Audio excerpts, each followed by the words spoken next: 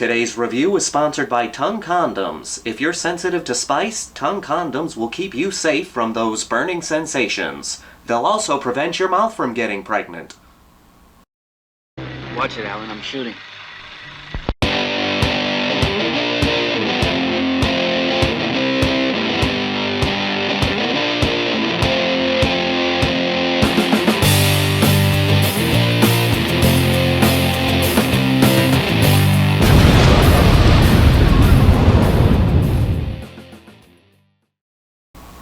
Prophecy.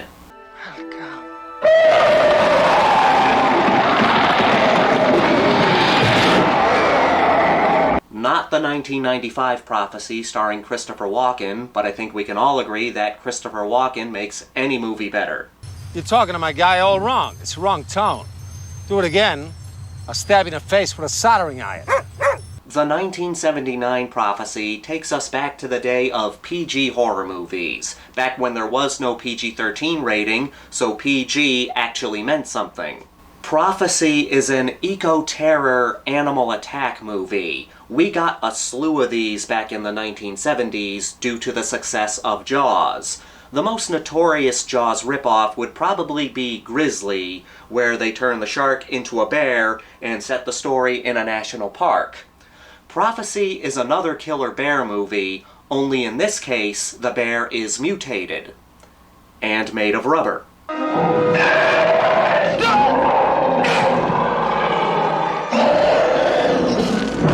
And while I personally think that Grizzly is the superior killer bear movie, Prophecy is still a damn good flick. The movie takes place in this long stretch of forest that has been claimed by a Native American tribe. They're trying to fight off this logging company who's now cutting down trees in the forest. A health inspector named Rob, played by Robert Foxworth, it must have been very hard to play a guy with a shorter name. Well, anyway, he's been sent in to assess the situation and determine what harm has been done to the environment in this forest. I'm in public health. I'm a doctor. And you know how to deal with human beings. The Indians are angry, and so's the lumber company. If we don't get full cooperation from both of them, we're going to have a lot of trouble getting enough information for a thorough report. And he brings along his wife, played by Talia Shaire. As they conduct their experiments, people in the forest start getting killed off by a bear that has been mutated by the chemicals that have leaked into the water supply of the forest. Animals are drinking it, and people are drinking it. Prophecy is a solid creature feature. Sure, the effects might seem dated by today's standards, but I don't like that argument. Of course, a movie that was made in the 1970s is going to feel like a movie that was made in the 1970s. I always respect when a movie works with what it has and does what it can with that. And the rubber bear works. As much as I would love for my practical effects in my horror movies to look more convincing, I will never put down a lower budget movie for having to deal with cheaper effects. As long as they serve the story well, I'm happy.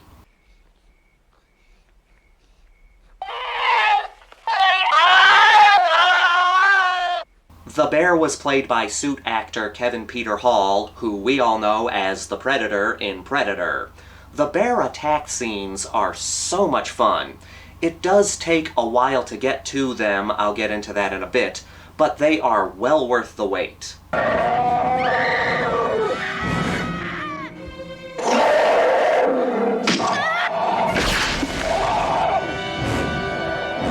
Again, this is 1970s PG, so while we don't get these overly gory death scenes, there is still some bloodshed here. We still get some bite in the deaths. We see people getting thrown around, getting clawed up. We even get a decent decapitation.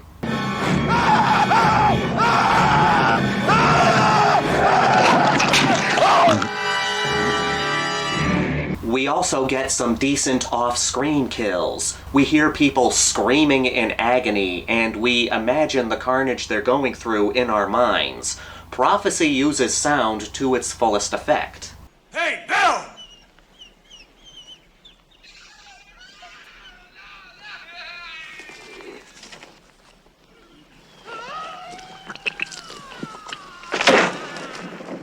We have some great characters in this film, and they truly are what hold this movie together.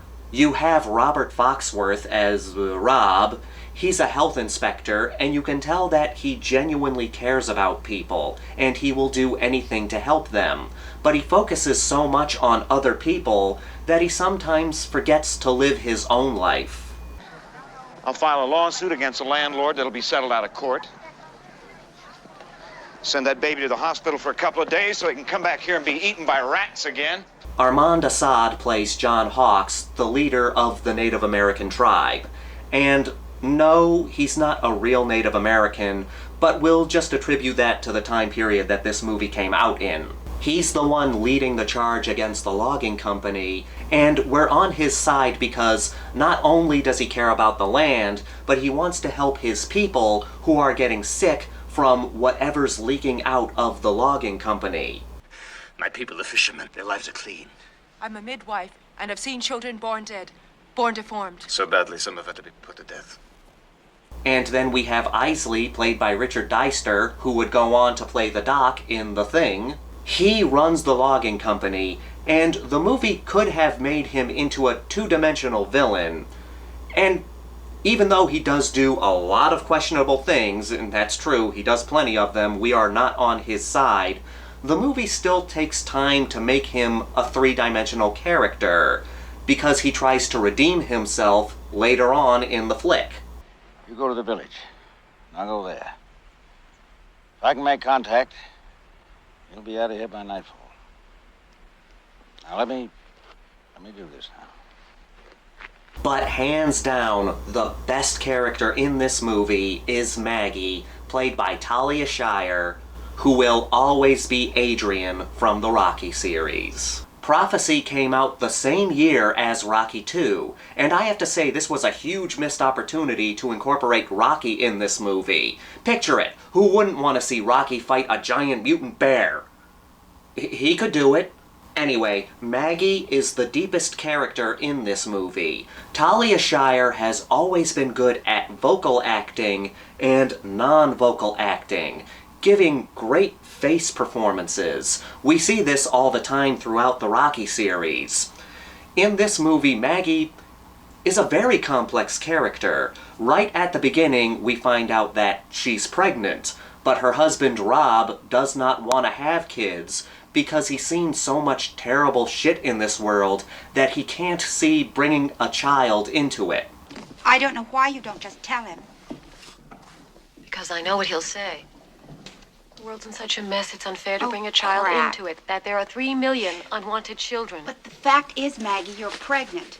So she keeps this information to herself until she can find the best time to reveal this to Rob, who's busy dealing with all this stuff going on in the forest.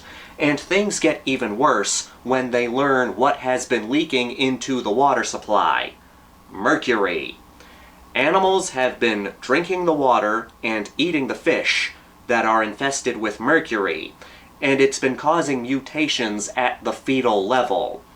And here's the thing, Rob and Maggie have also been eating the fish. I bring this up because it's another example of how great Talia Shaire is at wordless acting. She learns this stuff, and she continues to suffer alone, and you can see the agony in her face. Maggie is fantastic in this movie. Hands down, she's the best character. Freakism, that's what's been going on out there. That's why there's a goddamn salmon 5 feet long and a tadpole the size of what a bullfrog should be. And stillbirths.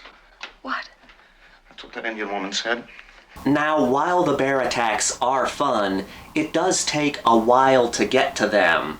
We do get one attack at the beginning of the film, another quick attack around the second act, but things don't really get going with the mutant bear until the third act. So in a way, you can say that Prophecy is a bit of a slow burn. And while I would have preferred more bear action, the movie is still interesting and well done.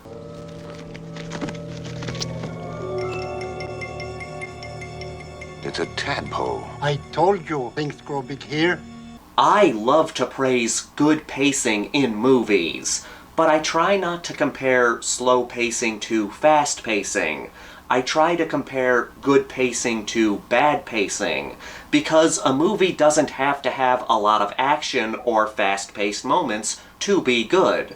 There are plenty of slower movies in any genre that are great.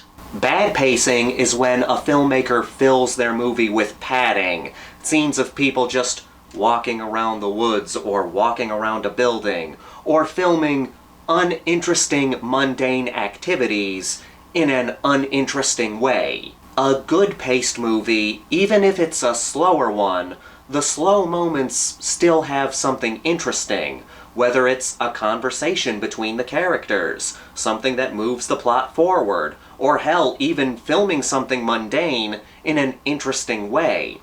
Prophecy is a good example of good slow pacing. How much fish would it take for? Concentrates in the fetal blood cells. How much? Very little. I'll need proof. While we're not getting a lot of bear action until the third act, there's still plenty of interesting stuff going on here. Rob and Maggie trying to figure out what's going on. The tension between the native tribe and the logging company. The tension between Rob and the logging company when he starts to think they're not being honest with him. Maggie dealing with the fact that she's pregnant, and then dealing with the fact that her baby might have some issues. So there's plenty of interesting stuff here to keep the audience occupied while we're trying to get to the killer bear scenes. Can't you stop it? Don't dare sedate it. I do think the movie could have benefited from one or two more killer bear attacks. One in the first act and one in the second act. Not necessarily a reveal of the mutant bear, just one or two more kills to remind us that the mutant bear is still the threat. But despite that, Prophecy is still a damn good creature feature, even though we do want more killer bear. Prophecy may not be my favorite killer bear movie, but it's a good animal attack flick, and I love animal attack flicks. Yeah, the bear does look cheap, and there could have been more of it, but we still get interesting scenes and good acting. This is a good movie that shows that slow pacing does not equal bad pacing. And with that, let's get to the Grindhouse rankings. We've got a body count of 15, maybe. There are a few scenes of off-screen kills, so it's hard to get a final count. The kills consist mostly of bear maulings, but we do get a couple fire deaths and a decent decapitation. The acting in this movie is great, more than you would expect from an animal attack flick. We care about these characters because they're so well developed, especially Maggie. Talia Shaire is fantastic in this film. But we're all here for the giant rubber bear. It's a damn good movie monster. Threatening and cheesy at the same time. A perfect combination. We get plenty of good kills because this is 1970s PG, where you can rip off a head and still show it to your kids. The pacing is slow, but in a good way. Prophecy shows that slow pacing is still good pacing. I do wish there were a couple more bear attack scenes, but the movie is still interesting when the bear is not spreading carnage. I'm giving this a 4.3 out of 5. Even though I do prefer Grizzly, this is still a fun killer bear movie. If you're an animal attack fan, check this one out. As always, I want to thank all of you for continuing to watch and support this channel. Please leave a comment down below. Let me know your favorite slow-paced horror movie. Not necessarily a slow burn, just your favorite horror movie that has a slower pacing. This is the Maniac, here to remind you that the Grindhouse will never die. Who else wishes there was a Rocky movie where he fought a giant mutant monster? And no, Ivan Drago does not count. I wish there was a movie where Rocky was exposed to gamma rays, grew giant, and fought Godzilla. Yeah, it would have been stupid, but it would have been awesome.